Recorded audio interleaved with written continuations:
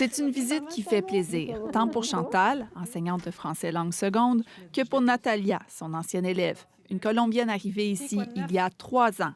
Sa vie québécoise n'a rien à voir avec celle de Bogota.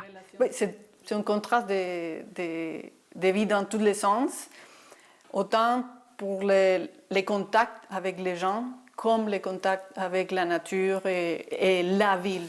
En Colombie, elle avait fondé une entreprise en informatique avec son conjoint d'époque. Ils travaillaient de la maison et sortaient rarement par peur pour leur sécurité. On restait beaucoup de temps coincés entre nous deux. C'était vraiment agréable, mais je savais que j'avais besoin d'autre chose, de sortir. Je ne sais pas, le monde est vraiment vaste. Ils ont donc entamé un projet d'immigration. Moi, c'était un de mes critères, c'était la langue française. Depuis que je me souviens, j'étais petite, je rêvais de parler français.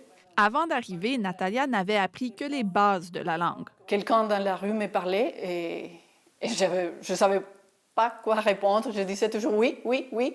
Je n'arrivais pas à m'exprimer. Avec la francisation, ça a tout changé.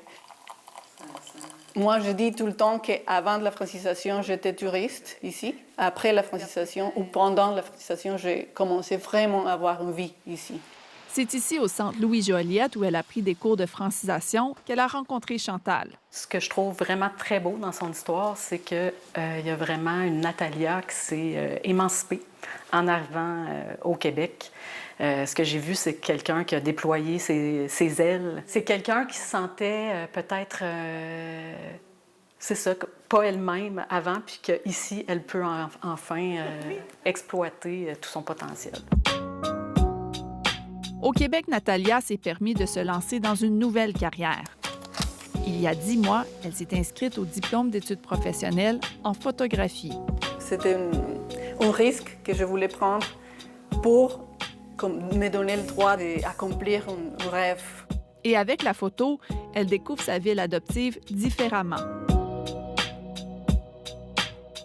Réussir à documenter les petits moments que je vois partout, et ça me met aussi en connexion plus avec les endroits. C'est magnifique que je puisse marcher n'importe où, prendre n'importe quelle roue à n'importe quelle heure de la journée pour faire des photos, rester aussi et entamer des conversations avec les gens que je ne connais pas. Aujourd'hui, son amie est fière d'elle et Chantal aime son nouveau regard sur Québec. Ce qu'elle voit, ce qu'on voit peut-être pas ou qu'on voit plus ou qu'on prend plus le temps de voir.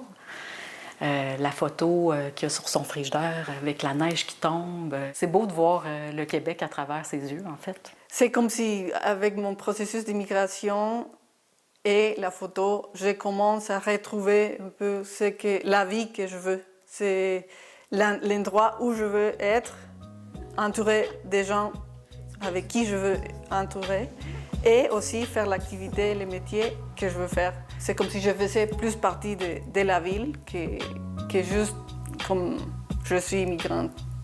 J'ai comme une autre histoire à raconter. Ici Marie Kawi de Radio-Canada, Québec.